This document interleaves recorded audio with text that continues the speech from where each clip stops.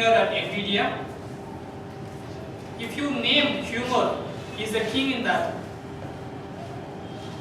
He has won the humorous contest that held last year.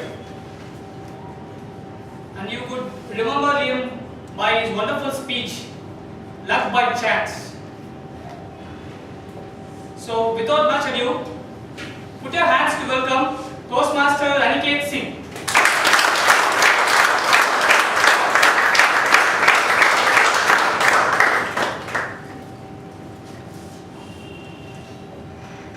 Just around a couple of months back, I purchased an LG Optimus smartphone. And believe me, this is the best thing to happen to me after my marriage. Oh, I didn't see it. Did And you know why? You know why this is one of the best things to happen to me after my marriage? Because this is an Android phone. And today, I said that after having experienced the myriads of benefits of Android phone, let me enlighten you and let me persuade you to buy an Android phone yourself. So today's presentation is titled Go Android. But before we begin, let us first try to understand what actually is Android. And in order to understand what Android is, you need to first understand what Android is not. It is not a robot from Star Wars, definitely.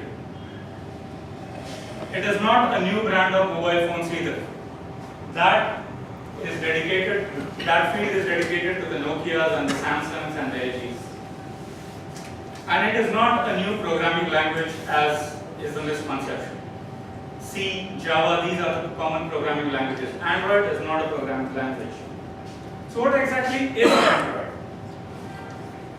Android is a brand new operating system. Well, not so brand new now, it's almost 2 years old. It's a new operating system from Google.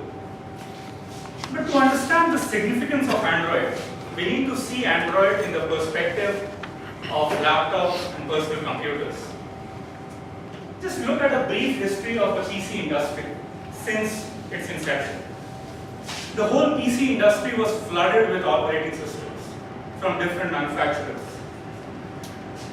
Unix was one of them, Linux was another one, there was Mac OS from Apple, there was MS-DOS from Microsoft.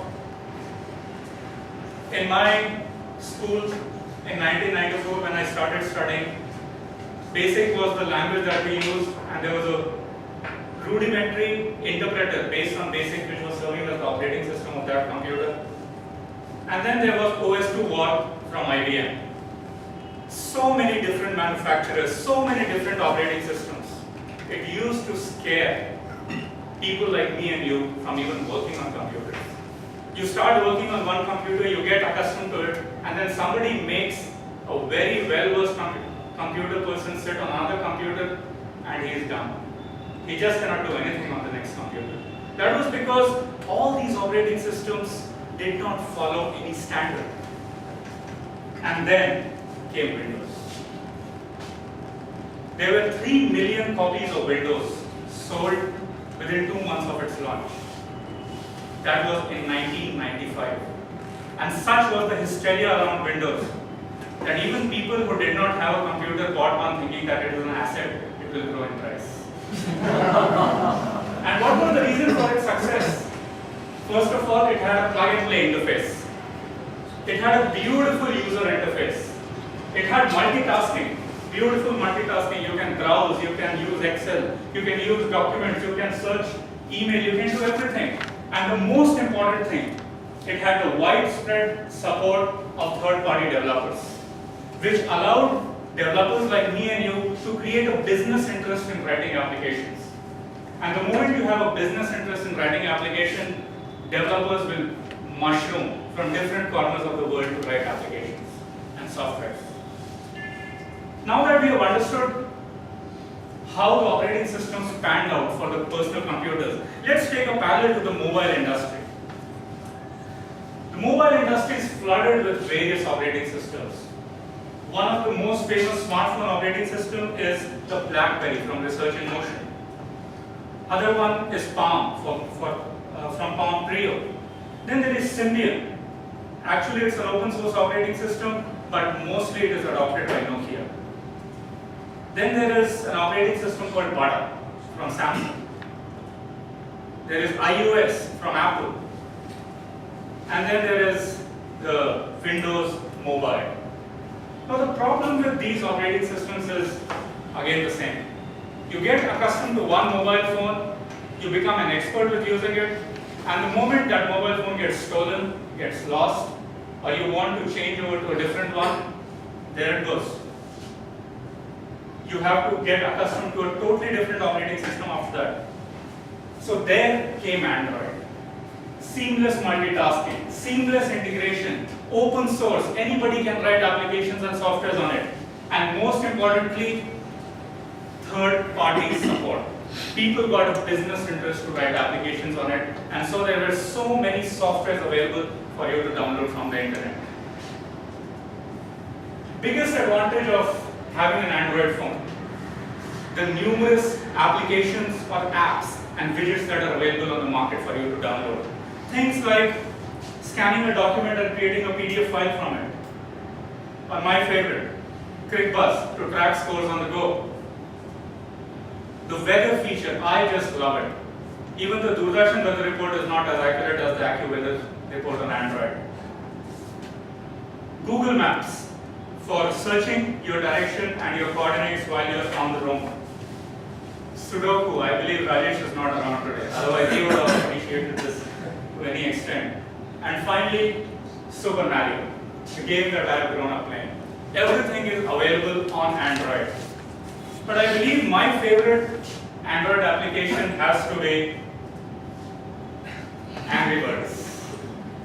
Angry Birds is the game that has been played by the most number of people in this world within a period of 2 years of its launch. It has broken all Guinness records, all Limca records, all records of being the most played game in the world. All because it can be played anytime while you are waiting for a manager to show up in the room and you are getting bored. You can just click on your phone, play Android, play the Angry Birds game for 5 minutes, and then switch off your phone and get on to whatever you are doing. One of the most important reasons why I love my Android phone. And secondly has to be the Talking Tom. Beautiful application, and I would love to give you a small demo of this application.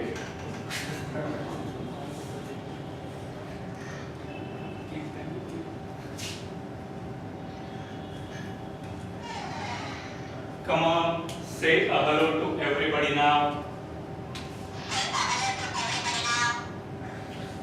How are you doing today? This is the application that I love the most, and my niece, my cousins, the kids, and just about everybody.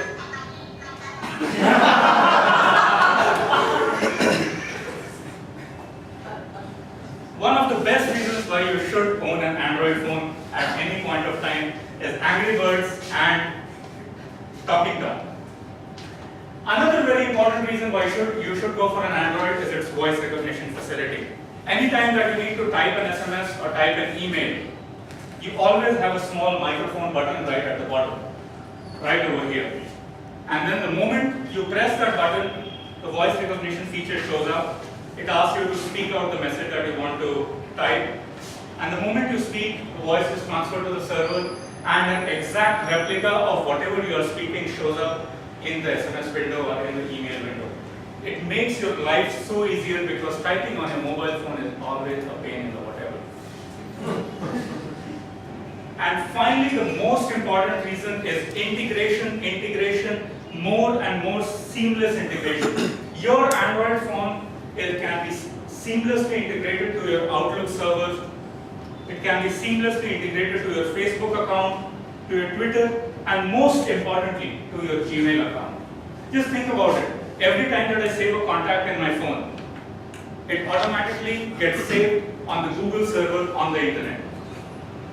Anytime that I lose my phone, that I want to change a new phone, or somebody steals it, all that I need to do is buy a new Android phone, sync it to the Google server, and all my 500 contacts are restored to my phone. Beautiful. This is Probably integration is the biggest selling point about Android. Take a look at the statistics. The statistics speak volumes about Android. In Q4 of 2009, Android barely had an 8.7 share of the worldwide smartphone market, which was dominated at that point of time by Nokia. And in Q4 of 2010, that was quarter 4 of 2010, this share has increased from 8.7 to 32.9%. And it has virtually eroded the share of all other manufacturers, including Apple, Research in Motion, and Nokia. Such is the draw that Android has towards it. And the number of softwares that are available for you to download on Android, it's just amazing how it is growing. From 2009 to 2011, it has grown from 5,000 to 250,000. You have 250,000 applications available for you to download. Whereas if you go for a Research in Motion, BlackBerry or a Nokia, the number comes in a few thousands. Let's see how times change. In June 2009, Anssi Vanyoki, who was the head of Nokia smartphone division, said that mobile phone manufacturers who use Android on their phones are like boys from Finland who pee in their pants to keep themselves warm in winter. This was the statement that was made from Anssi Vanyoki in contempt of Android. And now, in February 2011, the CEO of Nokia accepted that within 2 years, Android has created such a big market for itself that it has become a gravitational force drawing all of industry's innovation to its core. To conclude, nobody gets blind by looking at the brighter side of life. And Android is the brightest side of the smartphone industry. Go Android.